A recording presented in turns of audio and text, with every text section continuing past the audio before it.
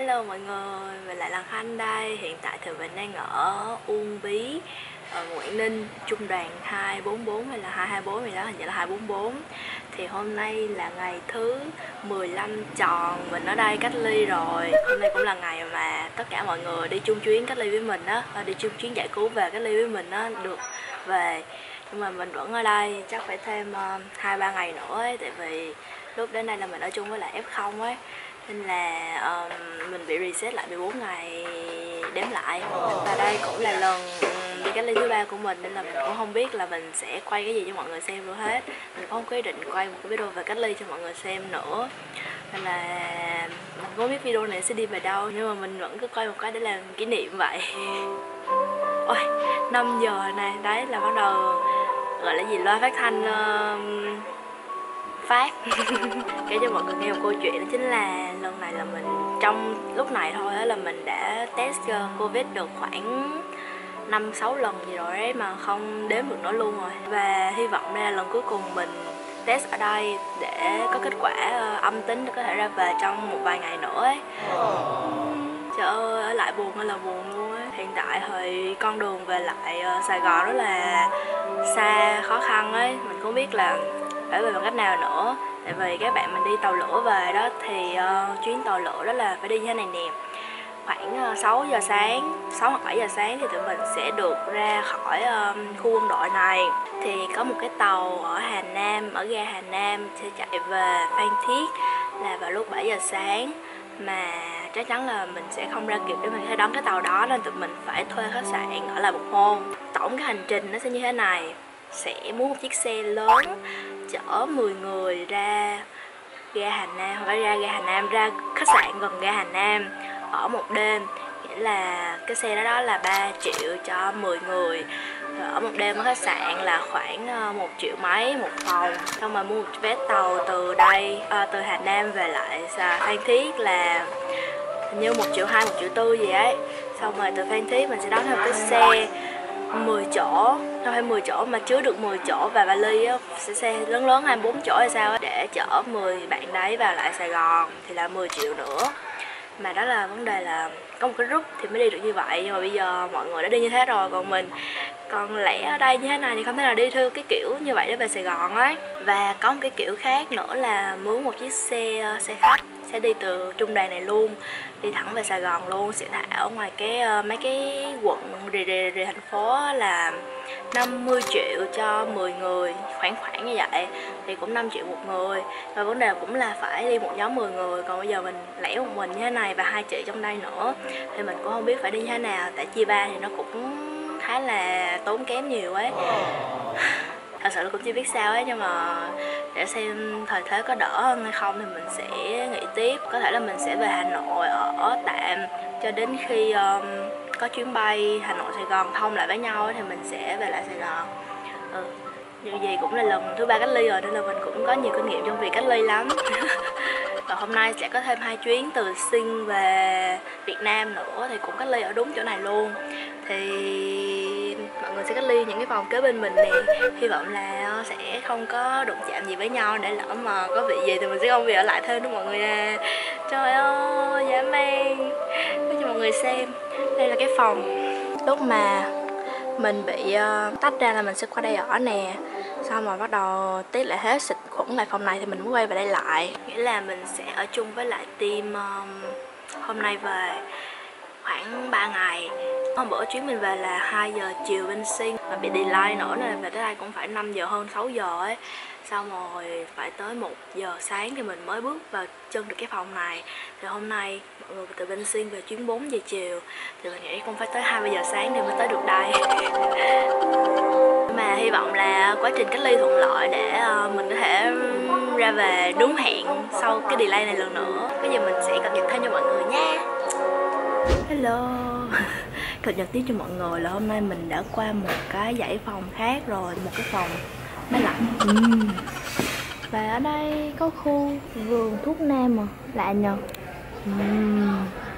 Xịn sò luôn. Và hôm nay cũng là ngày cuối cùng tụi mình ở đây. Đừng khóc ho lên chị. Và hôm nay cũng là ngày cuối cùng tụi mình được ở đây rồi. Coi như là được đi. Và có một cái điều mình tiếc trong cái lần cách ly lần này á, là vì mình không thể nào về Sài Gòn với lại mọi người, bạn bè mình á, team nhóm đi học của mình. Tại vì như mọi người cũng đã biết á, vì bây giờ mà đi xe lửa về Sài Gòn ấy, trời ơi, được ngồi trên xe lửa 38 tiếng à.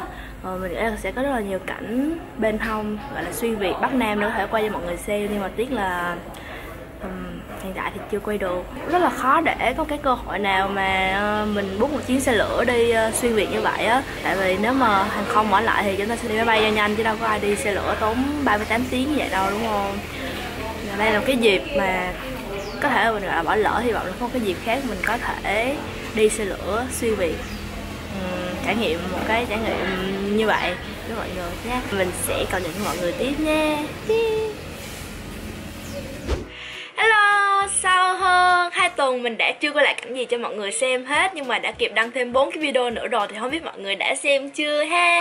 Thì hiện tại mình đang ở Hà Nội, đang chờ chuyến bay nội địa có thể mở lại để mình có thể về được Sài Gòn ấy. Nhưng mà với tình hình này thì cũng không biết là khi nào mình sẽ được về nữa. Chắc là mọi người cũng thắc mắc là sau khi mình về Việt Nam thì mình có được đi làm chưa, hay là còn phải đi học đi gì nữa hay không. Thì hôm nay mình sẽ kể hết cho mọi người nghe luôn nha. Cho những bạn chưa biết thì hiện tại mình đang theo hãng Pacific Airlines.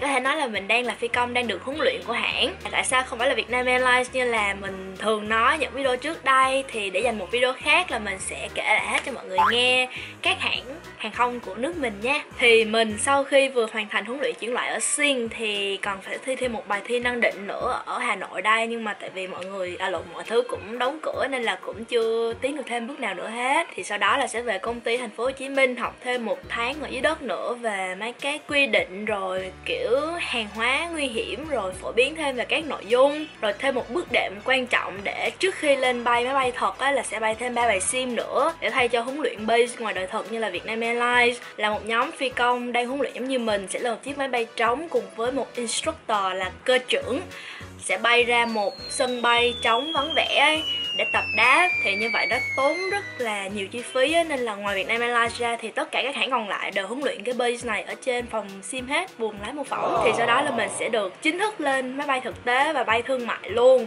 Mà dĩ nhiên là mình vẫn sẽ bay với lại các thầy là instructor. Đây gọi là giai đoạn line training, là sẽ bay cùng với các thầy là cơ trưởng. Cụ thể hơn là không phải cơ trưởng nào cũng giống như cơ trưởng nào, có những cơ trưởng chỉ là cơ trưởng, nhưng có những cơ trưởng là thầy nữa, có thể là thầy của các cơ trưởng. Không biết là mọi người hiểu không ta? Mà hy vọng là mọi người hiểu nha, còn không hiểu thì mình sẽ giải thích thêm một lần nữa trong video khác.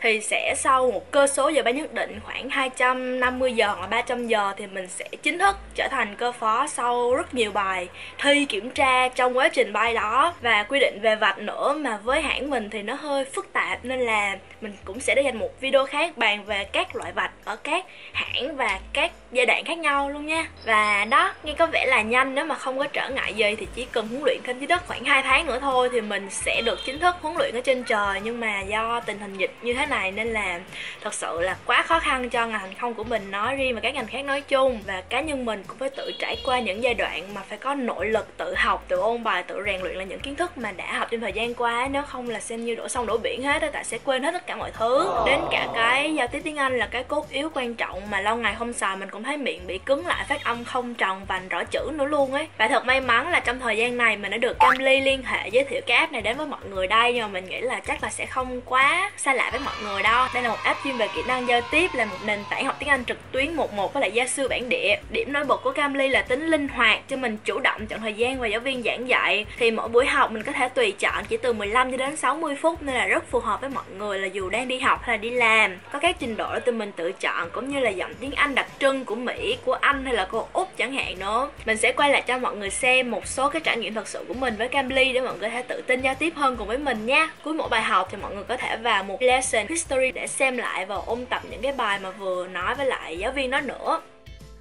Hello. Hello. I'm in the south. I'm in Ho Chi Minh. I'm from the south of Vietnam, but now I'm currently in the north, and I'm stuck here. I cannot go back to Ho Chi Minh City. Really? In your own country, you're stuck? You are probably a high school student, right?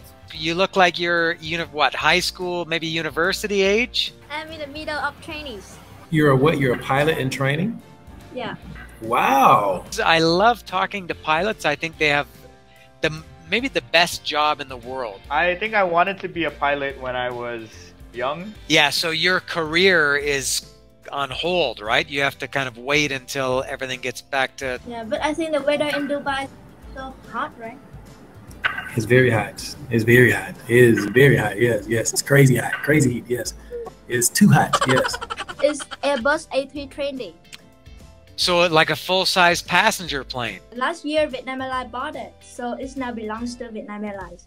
Oh, okay, okay. I think it took a bit longer than we expected. Next year, Longer. I guess. Yeah, longer than everybody expected. It's been a year and a half already. For other pilots can understand because we speak in the same frequency, you know.